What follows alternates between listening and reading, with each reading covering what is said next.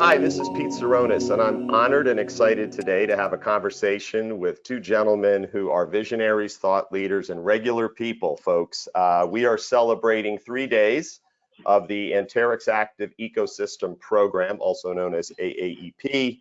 Hopefully you can register for tomorrow and Thursday session, and today we're going to kick it off with a discussion, as it's titled in our episode 21, How Time Flies When You're Part of an Ecosystem. I'm Pete Tseronis. I'm the former CTO of the Department of Energy. I'm the founder and CEO of a company called Dots and Bridges, which is that. Connect some dots, build some bridges, create some light bulb moments. And today I'm sure you're going to have several of those happen. Maybe some neurons firing in the process, because Ryan and Wendell are awesome human beings and super, super talented.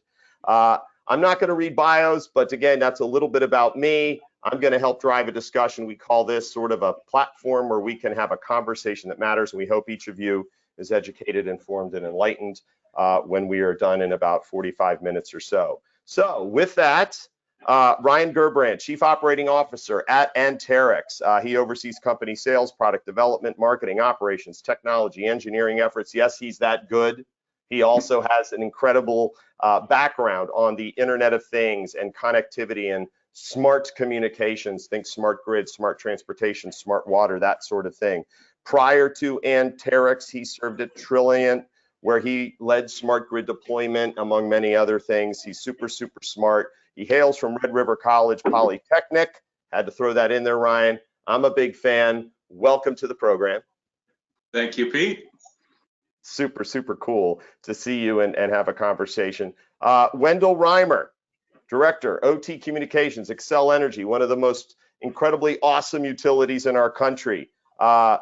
Wendell, you will find, is a storyteller, easygoing guy. He is 6'4" if you can't see it. We just learned that in our prep call. He hails from Concordia College. He is what you all who are watching today should understand. He understands the grid, the most powerful network in our country that keeps the lights on and keeps our water heated and keeps our food warm. He is an OT guy. That is a term we will hear and use a bit today. It stands for operational technology. And as I like to say, in our country, we consider that the vital machinery that ensures our safety. It is known as OT. Wendell has been at Xcel Energy, where he's focused on the planning, deployment, and run state for private LTE and field area networks. He's a strategic guy, and again, he's a storyteller. So we hope you will learn a lot from both Ryan and Wendell today. So with that, Ryan, I'm going to kick it over to you. A little background, in your own words, the mission and vision of Anterix, great company that's helped pull this ecosystem together, collaboration, etc. And then we'll jump into it. Excellent. Thank you again, Pete. Great to be here with you. You summarized it pretty well. I mean, I like to think of kind of my whole journey, in focusing on utility communications, started back quite some time ago, as a telecommunications and control, network engineer, with utility up in Canada, but really just laid the framework for, a better appreciation of how important and critical communications and information and data can be, to support a lot of the modern things we have going on with the grid. That journey brought me here to Anterix, as you said, a little over 3 years ago now. And it's absolutely my pride to be, part of this journey, supporting the utility industry with unlocking the full value potential of what a broadband wireless network can do. And, we'll talk a lot today about, the aspects of the ecosystem, how delighted we are for the growth and, expansion that we've seen in that over the last couple of years. But more important to me is, the relationships and, kind of the partnerships that we're able to create with folks like Wendell and Xcel Energy to really help with as much as we possibly can to make sure that they're successful in their journey. That's ultimately how we measure, our progress and our success, by those ultimate outcomes that, that are realized through the process of looking at use cases and outcomes and solutions and all the aspects that come, as a necessary component of how we explore, private broadband networks. So really looking forward to the conversation today. Hopefully it's insightful for everybody that's out there. And, just delighted to share this journey. I love it. And Wendell, before we kick it over to you, I always, for the audience, I look down. When people say things that make me go, oh, that was great. Ryan, you mentioned journey, a journey that really never ends, right? It's this ongoing. When we think, folks, about the evolution of technology. I mean, the internet's been around for a while, but really since the early 90s, that's it. And when you think about the grid, which is over 100 years old, its evolution and transformation doesn't happen overnight. I mean, it takes decades, if not, century, but we're there and we have exciting stuff to talk about. Great to mention critical connections and communications, partnership transparency. Again, the ecosystem that Anterix has convened is an incredible story in and of itself, and we'll talk a little bit about that as well, given that 2 years ago you had 35 companies. I believe today you have over 100, so that's awesome stuff. Wendell, floor is yours. A little bit about you, my friend. Humanize yourself and talk a little bit about the amazing pedigree you maintain.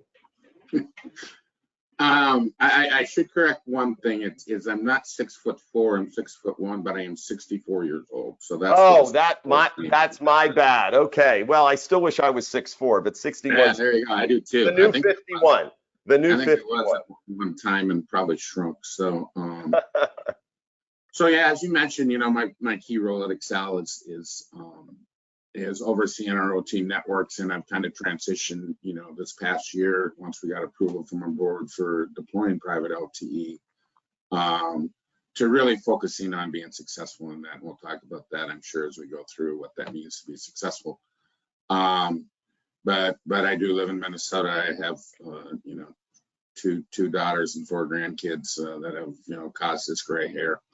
And, we really look forward to, getting into this next, as you said, it's a journey. And as Ryan said, that's really how we look at it. It's a never ending journey. And kind of to that point, you have to pick out key milestones and where do you want to be and what's important to our company. We are an IOU, we're in 8 states, which is challenging, but also quite, interesting for us.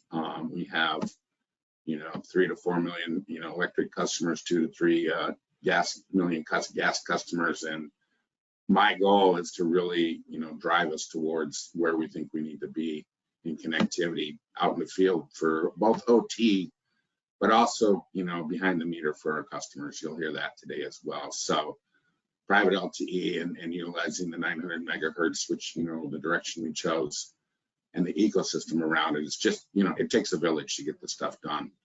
And I'm looking forward to this conversation. I'm glad to be here.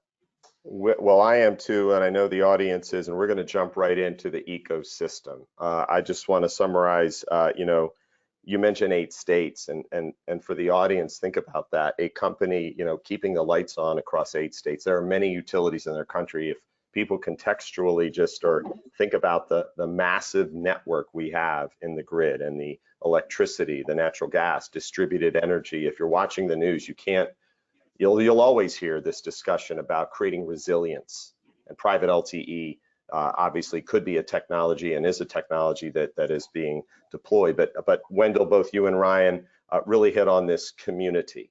It takes a village to move the needle. So Ryan, if you can, for the audience, and just, an ecosystem isn't just a bunch of logos, it's people with unique capabilities and value proposition who've come together. Talk about the genealogy of the ecosystem in 2 years ago and how you've come to over 100 today.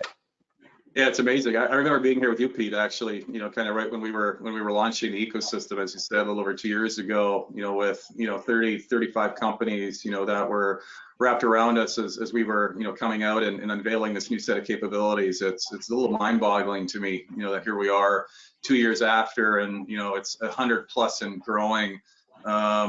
But what drove it in the first place was, Wendell, you hit it spot on. I mean, it takes a village. It absolutely takes a community to be able to put all these pieces together. These are complex solutions. One solution in isolation is complex. When you think about the domain area that utilities cover and the uniqueness of the technologies and the solutions that are necessary to be able to realize real outcomes and create value. But the thing is, we're not talking about one solution here. What's unique about broadband and wireless, is we're talking about dozens and dozens, and it truly is, something that, will continue to grow with us as we build new capabilities and new innovation happens. And kind of recognizing how important that was, kind of back to the Anterix vision, Pete, that you asked me about at the beginning, was to make sure that, we were helping to convene those organizations so that we could have a robust conversation and start building constructive roadmaps to meet the vision that, leaders, visionaries like Wendell have for, kind of what they need these networks to do. And it's such a diversity of players, down to the silicon chips, to the modules, to the modems, to, like I said, the software and application providers that take advantage of this capability. Broadband, and networks, I truly see it as an enablement platform. It's a core element, of modernization, and, focusing on, all the various applications and use cases is just imperative as we continue to unlock value. Because it is such a dynamic time in the utility industry. There's so much change. When I think about the dynamics of clean energy, you're gonna talk later about kind of IoT and just devices and sensors, and the explosion and growth that we see there. But kind of wrapped around all of that, is kind of the new environmental reality. We're facing a different set of dynamic challenges that put stress on the ability of the grid to be reliable and resilient, all while we're facing all of these changes. And so the ability to use a new tool in the toolkit, like a wireless broadband network, and have a reliable, trusted set of partners in your ecosystem around you, is a big part of the, kind of the vision that we had when we got this all going in the first place. And I said, just to round it out, couldn't be more pleased with how it's developed, the participation that we've seen, the active participation that we've seen from all the participants, and the true dedication to, to the nation's electric utilities, who, I describe as the most critical of critical infrastructure segments, in terms of the role they play across such a diverse set of outcomes and societal, realities. Well, Ryan, you said a lot there that tees us up for the fun part of the innovation and transformation. And as I get ready to come over to Wendell, Ryan mentioned complex systems. He talked about convening conversations, road mapping. We all discussed earlier the village, the ecosystem as an enabling platform of people with ideas, and of course there are solutions. The word trust, I love, Ryan, and then being an active partner. Not just to say, hey, I'm part of it, but we do our thing over here. Wendell, you mentioned operational technology. When Executive Order 14028 came out post-colonial pretty quickly, May 12th of 2021, same year your ecosystem was born. OT became a term that people today now throw around like AI. There's so much more to it. But the OT and the IT and the integration is part of that journey of explaining what it means, and also recognizing it's not IT. So your thoughts on some of that, what Ryan said, and just the value you have experienced with the ecosystem collaboration to date.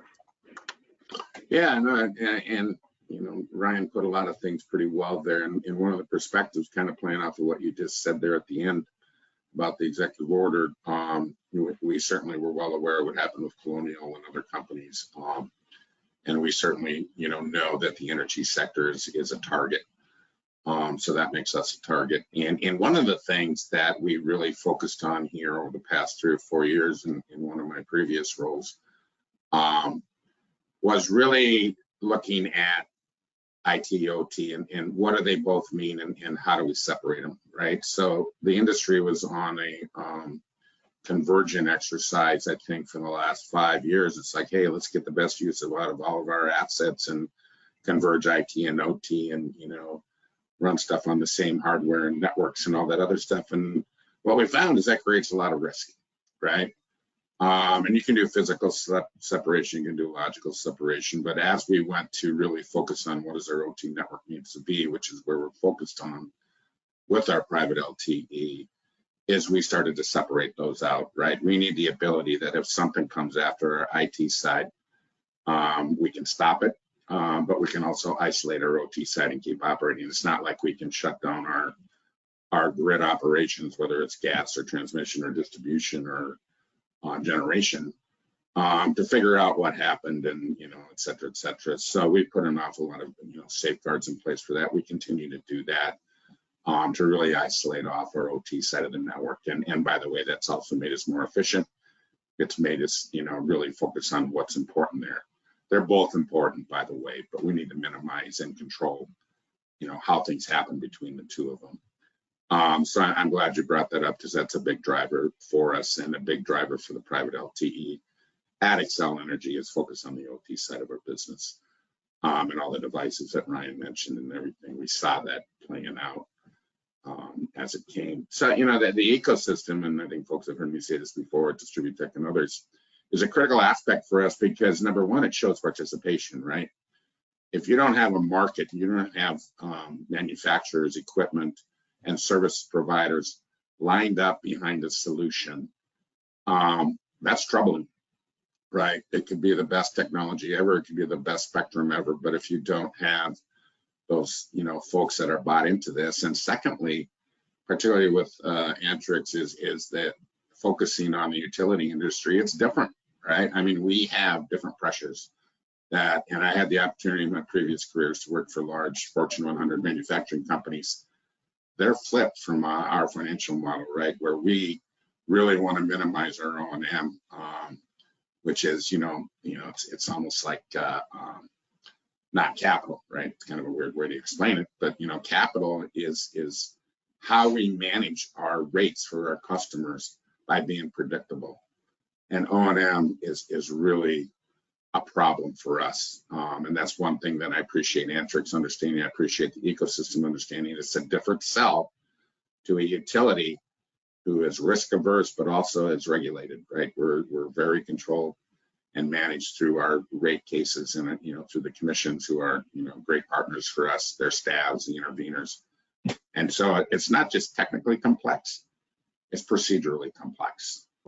And one of the things you'll hear me later is, and certainly the vendors that we talk to that are partners in the ecosystem understand this, is we need to really focus on not just building a great thing, but running it.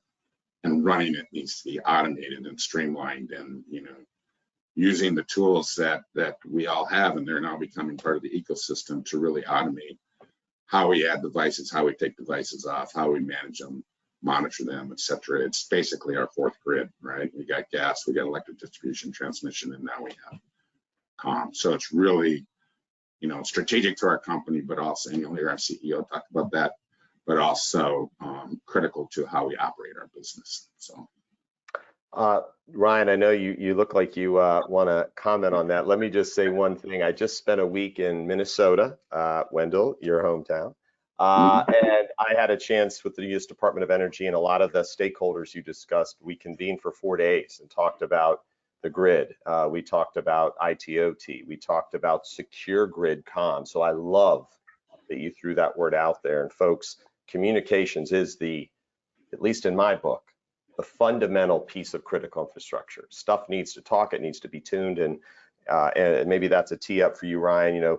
Looking at the community, which hail the ecosystem. What an amazing group. You'll probably have 200 people in 6 months after this, but you still have to have those conversations. And just to close out, Wendell, I loved the risk mitigation discussion. Yes, participation, but with OEMs, service providers, there have to be people in that value chain who understand, based on a regulation, or as you pointed out, the utility market's a different beast. It's not like plug this thing in and you're good to go in the grid. I appreciate you saying there's due diligence that needs to occur. So technically and procedurally complex, that's a tweetable moment for me, Wendell, so thank you for that. Ryan, comments on Wendell's comments? Yeah, I did have one. One really strikes me. When you highlighted kind of just the uniqueness of the utility sector. I think that's such an important point. Often not recognized by folks that cover a wide variety of different verticals in different industries. Just how unique it is. I describe kind of our role and a little bit of what we're doing here, kind of bringing what would be otherwise, kind of traditionally carrier, I think of it as telecom-centric technology, into the utility domain, around, the roles and the necessity of combining, or integrating these mega sectors of telecom and utilities. Looking back, one of the challenges I would say we've had kind of as utilities is, we've often been reliant on somewhat bespoke technology, largely proprietary, very much fit for purpose, but really customized for us, right? We were using very specific things, and telecom was a prime example of that. where we had a very unique set of technologies developed, by some brilliant innovators, but it was very application centric and very purpose built. We didn't have access in a lot of reasons because we didn't have the spectrum, we just didn't have the, the vendor interest to be able to really bring what I call kind of the carrier grade technology stack, into the utility conversation. And by bringing first the spectrum, which we've been focused on, now is carried through the opportunities to bring these, these mega providers, these technology innovators, that their primary market will remain to be, the telecom companies of the world, but we're now tapping into, a robust R&D cycle, and really drafting on them in a certain way, be able to take advantage of this world-class technology that, just fundamentally does change the game in terms of what we can do, as an industry to take advantage of it. Not need to be on the bleeding edge per se, of kind of where that technology innovation goes. And I think it fits well, into the utility model and gets us a much more robust supply chain and innovation engine that can support the future development. Yeah, wonderful. And that's leading into this, grid at the edge, the devices. Wendell, I mean, we know OT, SCADA, industrial control systems. Audience, I'm purposely throwing out acronyms. So hopefully you're looking up what OT versus IT is, what a cyber physical system is. I got to give a shout out to our nation. It is pushing out information through the Bipartisan Infrastructure Law, the Inflation Reduction Act, the CHIPS and Science Act. You can read one page of those voluminous pieces of prose and see these words I'm saying, because our country and its 16 critical sectors are at risk, to Wendell's point. How can we mitigate that risk with technology, people, and process is the challenge. And I feel this ecosystem clearly is pushing that agenda, and I loved hearing that. Wendell, any comments on what Ryan was referring to? I agree wholeheartedly with that, and I think it's been one of the eye openers for some of the companies involved in the ecosystem that we're used to dealing with either cell providers or public public communications groups, to kind of get a peek inside. It's like, why does it take so long to get something done in the utility and make a decision and go through sourcing? And Ryan's kind of grinning at that because he went through it, right? Probably more than once. And I think that's to the point that's being made, is we really need to make sure that we have really gone through with a toothpick all the details, all the things that could happen, all the what's going to happen. This isn't a five. The other really interesting thing I'll bring up, kind of to the point that you're seeing a trend, is that most IT projects last 5 years, right? Servers last 5 years, PCs last 3 years, etc. Well, this investment from our company is a 30 to 40 year investment. This is strategic to us. Now, you can't just constantly focus on strategic and never deploy anything, right? So you really look at the core of the ecosystem that was built a year or two ago, and it was really focused around the core and the RAM, right? The core being the brains that sit in the data center, and then the the remote access network, or what I like calling them base stations because I'm old school, are what you have out in the field. That's where you're going to see the antennas like the cell companies have, and those just got to work. Those got to be run without very little intervention, right? And really be, solid and all that. But then you start looking at, okay, the opportunity is beyond that. The devices we connect to. And I will just say that, one of the things that I love about this job and my role right now is really the interaction I have with our business units as they do strategic planning, either around EVs or solar or, DERMS, which is really an interesting topic. I'm sure you'll have a webcast on that one day. But it's really about what's happening out, in the field, what's happening in our customers, and our customers range from residential to really, high-end, industrial and commercial sites. And the beauty about, the ecosystem as it gets built and others is they have experience working with some of those other ones. So they actually give us insight into what's going on, behind the meter. And really helping us and others interact. So I just want to make sure I call that there's a tactical piece to this that we have to execute flawlessly. And then secondly, there's a strategic part that says, okay, what's next? And one term my team keeps repeating that I love saying is it's the art of the possible, right?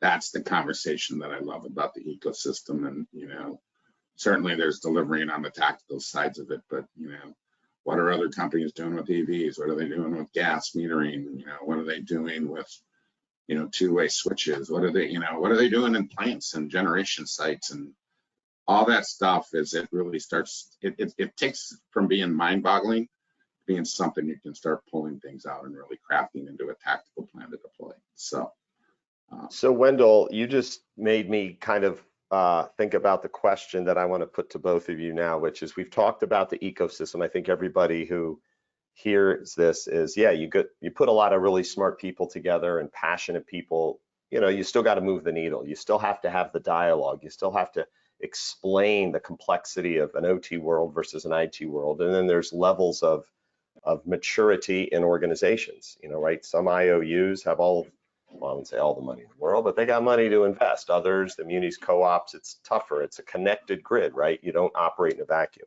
So let's put on that art of the possible.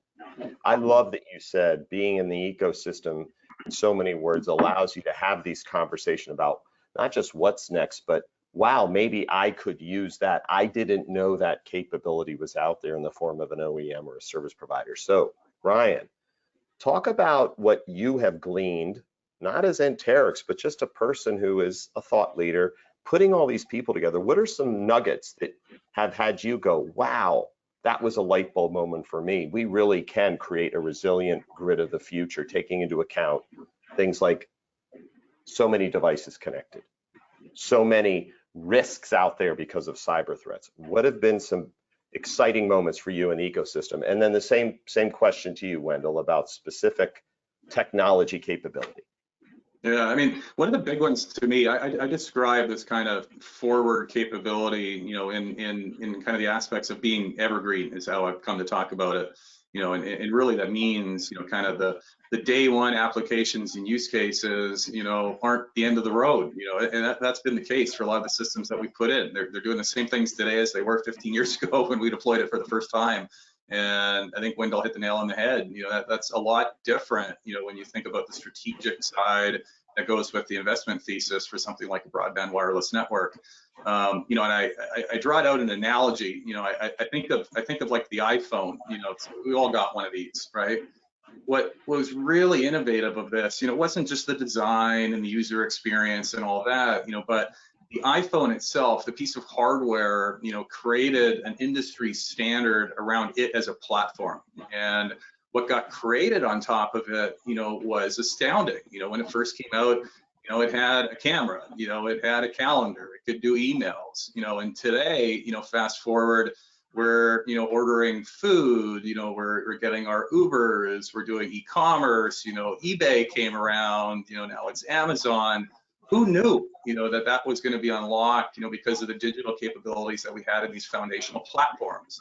And to me, that's the key word. You know, the analogy that I think to the broadband wireless network is we now have an innovation platform, you know, sitting in front of us as we start to build ourselves out through this journey. And, you know, I think about the exciting part, Pete, is just where that drives in terms of the innovation cycle. And I think we're already seeing it. You know, literally, we've got dozens and dozens, you know, of applications and use cases that support this broadband capability today. You know, and we're also already seeing the conversations of some of these next generation solutions that Wendell talked about, you know, being designed around the core capabilities that this broadband network will bring. And that's exciting. You know, we're seeing new applications and new use cases being supported by this capability that we're going to be building. You know, and kind of fast forward that model, you know, around, you know, what happens next in terms of the innovation cycle. You know, I think once you start getting all these vertically integrated use cases and applications deployed on, you know, on the private LT networks that groups like Wendell are building, you know, we're starting to create, you know, a larger and larger set of data and information and control. You know, it fascinates me about what the art of the possible is going to be in terms of creative ways to take advantage of that information and the data, you know, doing things that we can't even conceive today. In terms of, you know, when we hit on automation and efficiency and stuff like that, I think that's going to be the next big thing, honestly, that, there's a lot of things, that we have to do just to manage and controls today's grid. Just imagine, when it gets fully distributed and, you've got all of these behind the meter assets that you referred to, Wendell, and, different sources and uses, that's a pretty dynamic outcome that, I don't think humans are necessarily going to be able to do all on our own. We're going to take advantage of new developments in artificial intelligence or automation or whatever it may look like, that helps us be more efficient, as the people, kind of behind the machine. But we'll be doing the smart work, and we'll be helping make sure that these systems are running efficiently and that we're putting them to work in the right ways. It's pretty exciting to me. That's a fascinating forecast in terms of where I see some of this capability building from. But we couldn't do it, without having the foundations built to be able to set up that environment and the ecosystem and innovation that comes with it. So Wendell, thank you, Ryan. That was amazing. And again, Evergreen struck great example of the iPhone, right? It is a piece of our, I would say, critical infrastructure in our own lives. I mean, who can literally live without it? When it doesn't work, we think the sky is falling. And in some cases it is, because you have everything connected to it, from watching where your children are, how fast they're driving, which is a great cool tool I use with Life 360. Wendell, hearing Ryan and that, you're in a group, an ecosystem. Look, I'm 56. I consider myself old school. You're 61, not 64. Taking 3 years off that. You sit in this virtual community called the ecosystem.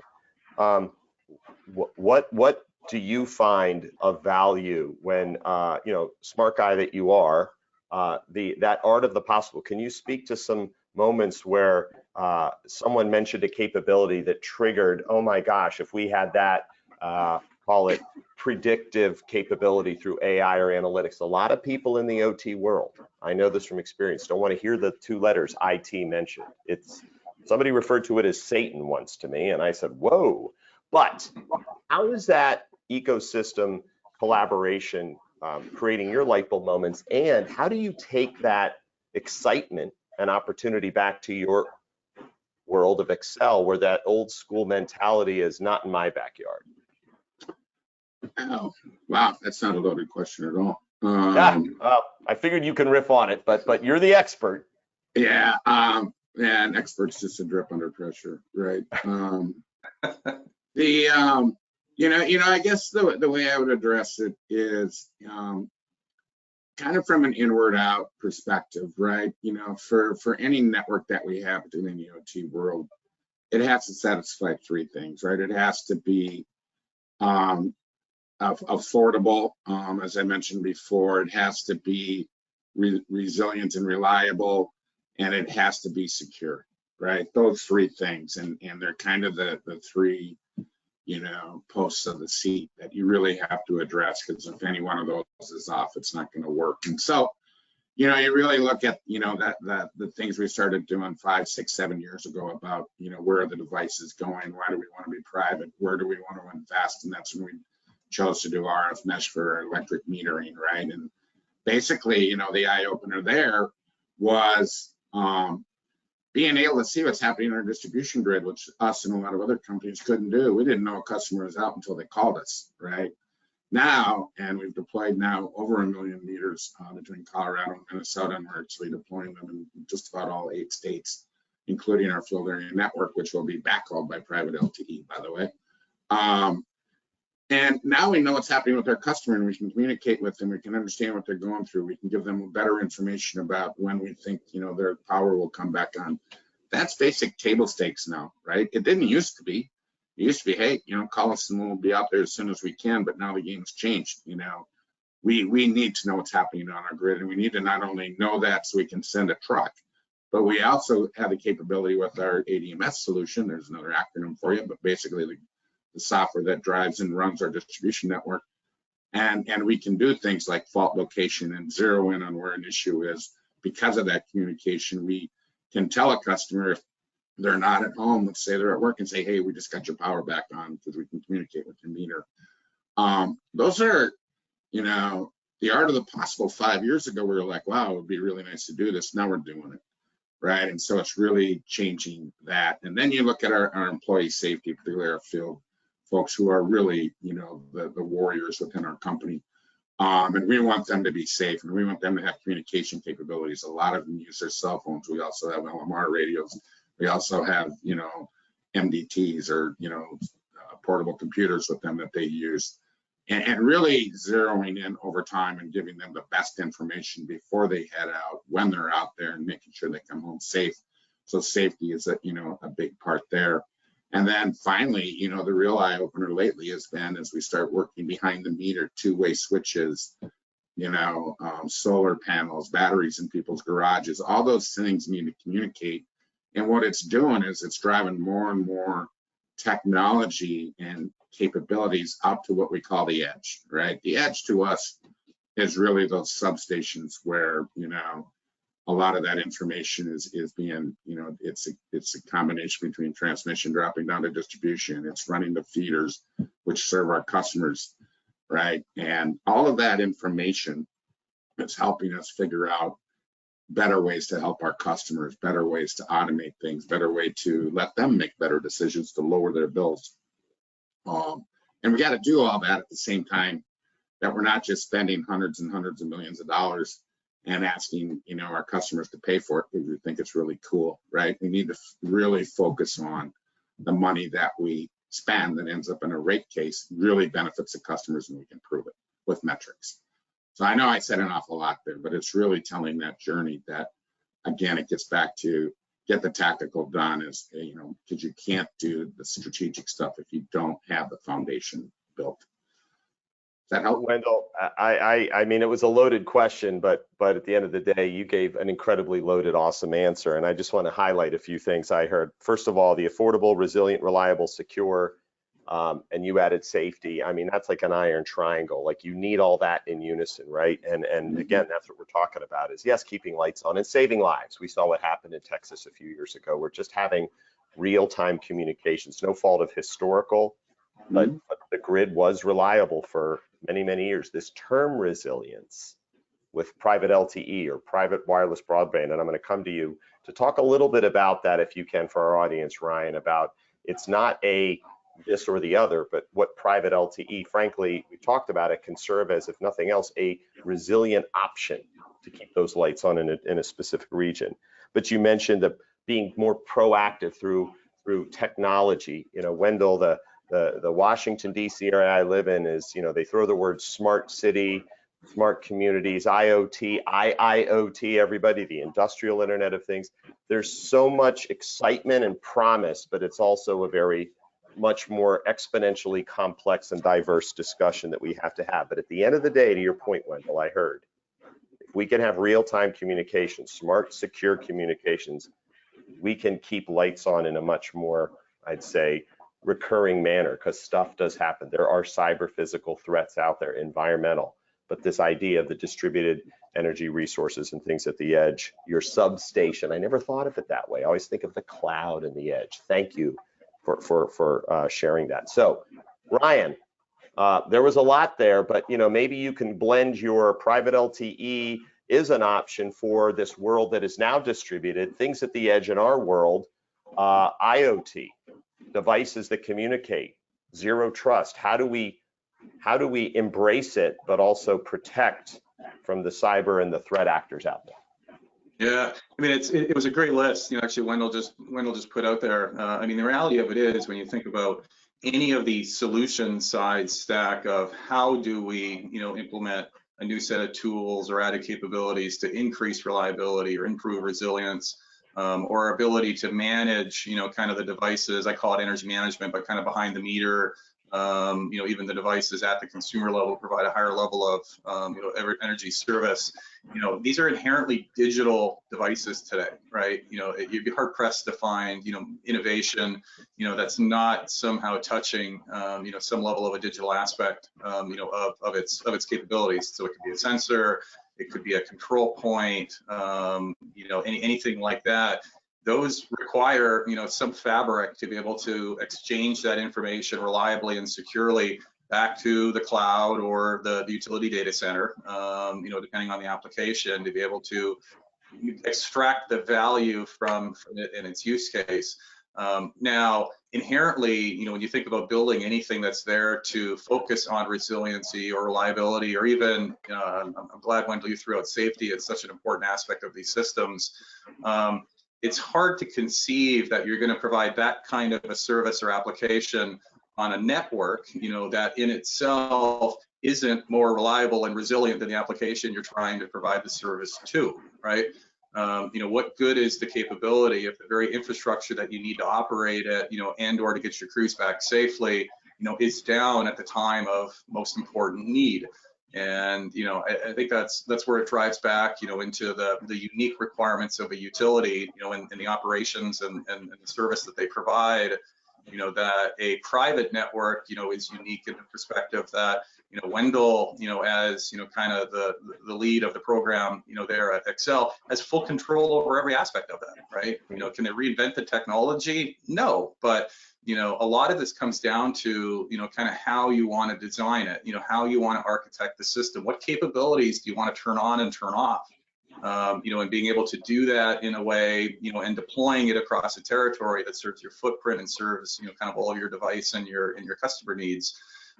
Security is an interesting example of that. You know, there's a lot of embedded security capabilities, you know, native to, you know, LTE, you know, in the 4G, 5G standards.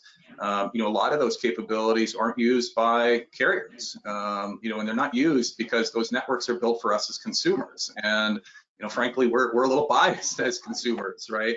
I want to have access to my iPhone. I want to have access to my email, but it can't be cumbersome. You know, I will not like that outcome. You know, but it's not that the capabilities don't exist. They choose, you know, not to use them for very specific reasons. They have a great business model.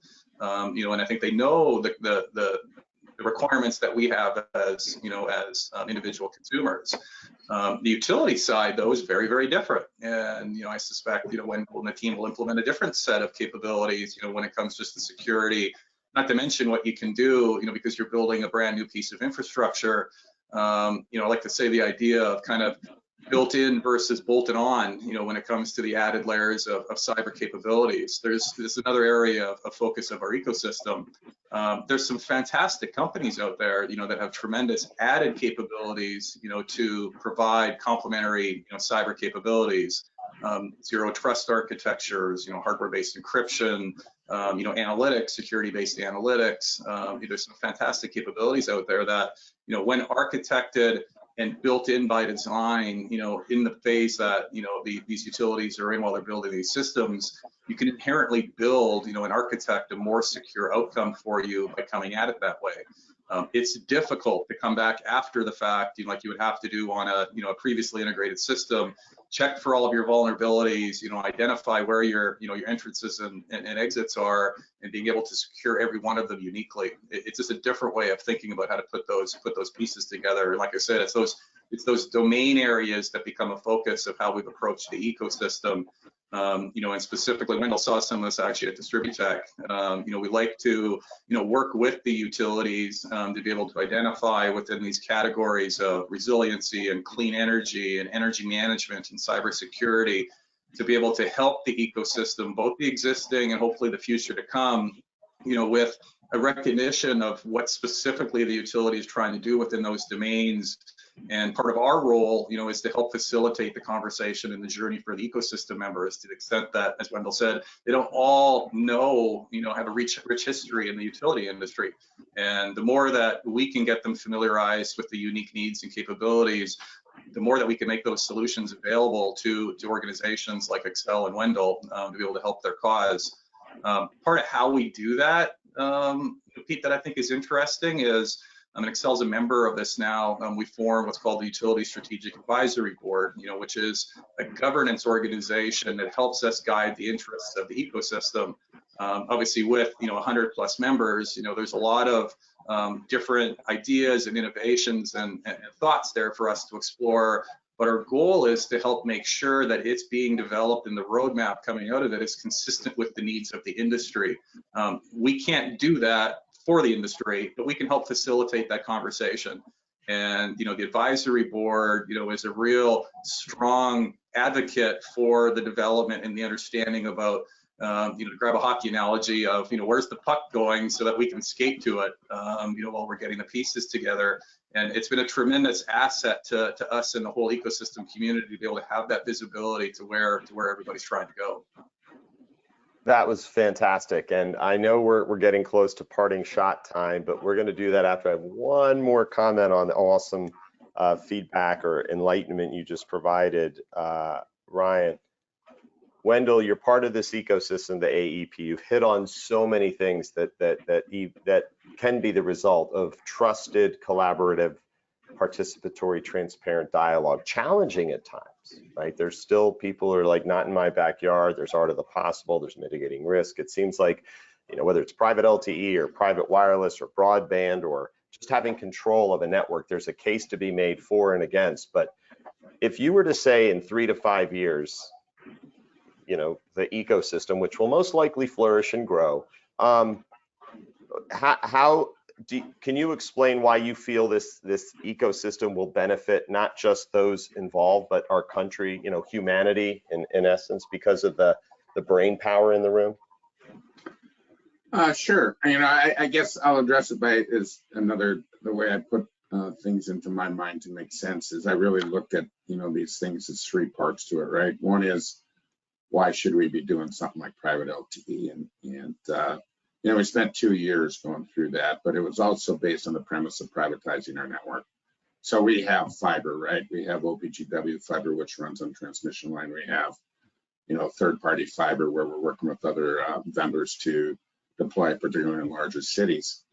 And we have microwave, and we have these private capabilities.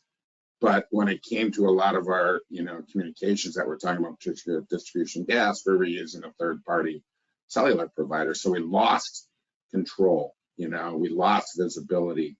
And really, utilities love to be in control of their domains, right? We just do. We're required to by the federal government and by, FERC and NERC and others. But it's also just good. So, a key part that's driving that is really having end-to-end connectivity. And I'm going to go back, some of the sessions we've had about AI and other things and analytics. And, I've often said, and I know this is probably overly blunt, but my job is to get the data to and from devices back to those systems. I'm giving the tools to the really smart people who take all that data in and make really good decisions about where we should go as a company. I'm kind of that dump truck that backs up and you hear that beeping noise. And I just want to be totally predictable about that, both in terms of the capabilities to and from, but also the cost to our company. And you got to project that out 5 years, 10 years, 20 years, and really been, fiscally responsible for that. And that's where it kind of goes, okay, people go, well, in essence, you're building your own comm company. It's like, we don't go that far, but I will tell you, our focus is on our OT side of the world, not the consumers of cell phones and other things like that, which is cool, but I don't want people watching videos over my, private LTE unless they're really helping, train people. So I kind of went off on a tangent there, but part of it is deciding, should we do this as a company? And a lot of utilities are struggling with that now. And, I don't know if I mentioned or you've heard, but the utilities, particularly the IOUs within this country, are very tight. And gotten even more tighter with these kind of conversations. And so we talk all the time. And it's pretty consistent. And Ryan mentioned standards. The 3PP, 3GPP, and the other standards are absolutely critical to this ecosystem because we build everything on standards and to standard. And so secondly, it's building it. We've been talking a lot about actually deploying, but the third part of it is running it. These assets have to last a minimum of 15 years, and in some case 20 to 30 years if you're doing fiber and other things. We can't just turn around with some new invention and go, oh, we got to buy all new sensors. We got to buy all new RTUs. We can't afford it. More importantly, our customers can't afford it. So we really got to figure out that balance. So for a while, we're using bridges. We're using serial devices. We're using, things that we can still utilize that investment, and over time they'll become replaced. But guess what? 10 years from now, another capability will come. Mm-hmm. But I think the really cool thing here is, and hopefully I'm making sense, is the drive towards having communication capabilities under the glass of the end device is critical to where we're going. And that's probably the, Ryan mentioned, along with me, that one of the next steps, and we're focusing on now, is the automation and efficiency of, running a private LTE network for a utility, or eventually a 5G and others. But also just staying up to date with all of that, and knowing what those devices are coming. That's probably, I'd love to see in the next 3 or 4 years even more end device RTU providers being a part of the ecosystem. So, whether that's meters, whether it's cap banks, or whether it's whatever, that's eventually where it's going to be, and the smarts will be in those devices, and communicating with them will just open up even more doors. Hopefully I answered your question. Yeah, well, you better come up with a cool parting shot in a minute, so because you gave an amazing parting shot there. That was awesome, but let me just say this, the both of you hit on something so critical. You use the word data, and I know you both know we have volumes of it. It comes in extremely fast velocity, if I can say it that way. There's a veracity of data. The cloud you mentioned, Ryan, it's what do we do with that data to turn it into information or data with value? And I love what you both said about, making sense of the data to make decisions in milliseconds saves lives.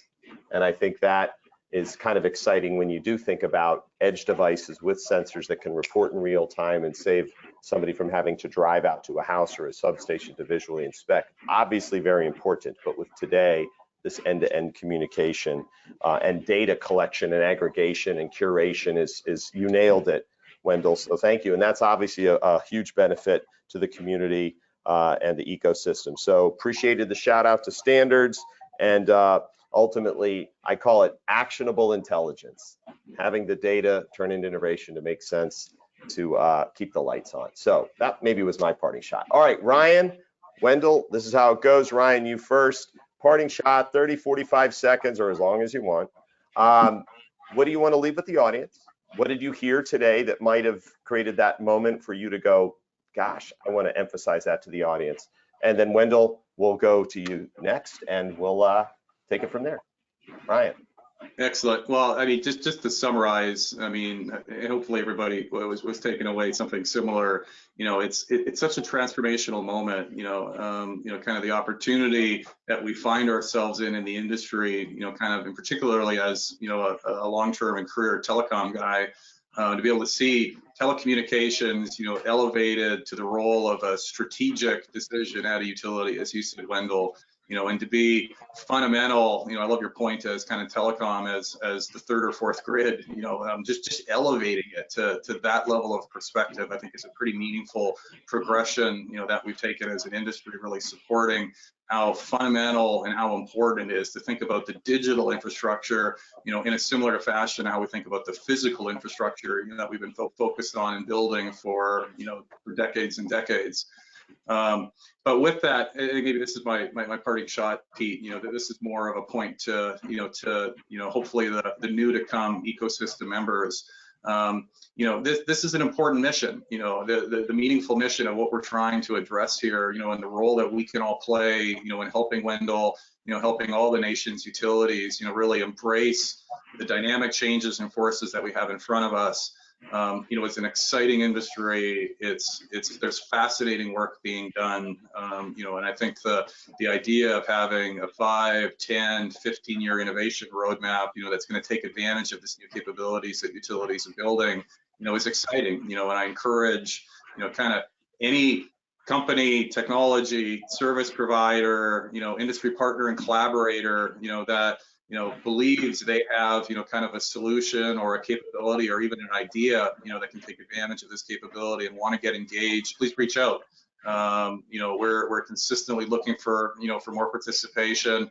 Wendell and the team, are certainly, as you said, thinking to the future as well. And I think the more that we collectively as a community, as technology and service providers come together to build both the solutions for the day and the future, the more participatory and more impactful that we can be, to helping serve this precious industry. Wonderful. And anybody who heard that invite, you get to hang out with these cool cats. So all good. Wendell, parting shot. Yeah, I guess I'll take the opportunity. First, thank you for being a part of this and representing, Xcel, who I'm, terrifically proud to be a part of. The one area I would talk about is we separate our kind of service areas, or where we're deploying things, and it's kind of typical across utilities of our sizes. We have metro areas, right? We call that service area 1. It's where 80% of our customers are. But the rest of the 20% of our customers are absolutely critical to us, and they're more out in more remote areas and even at the edge of our grids, right? And the challenge we have is making that affordable, right? To be able to deliver the same services to those customers as we do in the metro areas. And communications is a big expense. That's why you don't see cell companies all the way out there, right? Or broadband all the way out there. It's a very common topic, is rural broadband. And so I think in the next 3 to 5 to 10 years, strategically for us as a company, but also for the communities we operate in and our customers, is really figuring out a day, and I think the ecosystem will be absolutely critical to this, is how do we deliver that working together with other municipalities, other utilities, other, even if they're like, we don't do water, but maybe somebody's doing water and they're, looking for the same capability for their water meters and sensors in the water. It's how do we create that capability in a business opportunity for everybody to do that affordably and out to those more remote areas, which typically are underserved. And we care about those employees, our customers. We care about employees out there too, don't get me wrong. But tackling that and doing something about it versus just talking about it, and that might even involve, some of the government, and federal government, some of the IIJA and GRIP funding, to help us do that. I think that's, the next big battleground for us to figure out, how do we serve those communities out there and bring the same capabilities the folks in the metro area have. Great point. Yes, and I have to shout out the word underserved and unserved, and thank you. The rural, if people just wanted to one day Google where broadband is, and some of us here on the East Coast, me specifically in the DC, Maryland, Virginia area, I got more than I need, and there are places that still don't have it. I have stories that echo what Wendell you said about just where carriers don't have the time, energy, or interest in putting, communications. It's not right, and that's why I'm glad that an IOU and someone with your experience is saying, hey, we got to serve all. So amen to that. Hey, I want to thank everybody. I want to thank Ryan and Wendell. Wisdom is always something that I enjoy being around. I had many a light bulb moment. I want to remind our audience that this is a fun next couple days. Anterix and the Active Ecosystem program is going to be featured tomorrow at 2 p.m., Thursday at 2 p.m., and you can register. So tune in and hear from folks like Wendell and Ryan, and be prepared for enlightenment. So thank you both, and hopefully we talk again soon. Thank you. Thank you, Wendell. Thank you, Pete.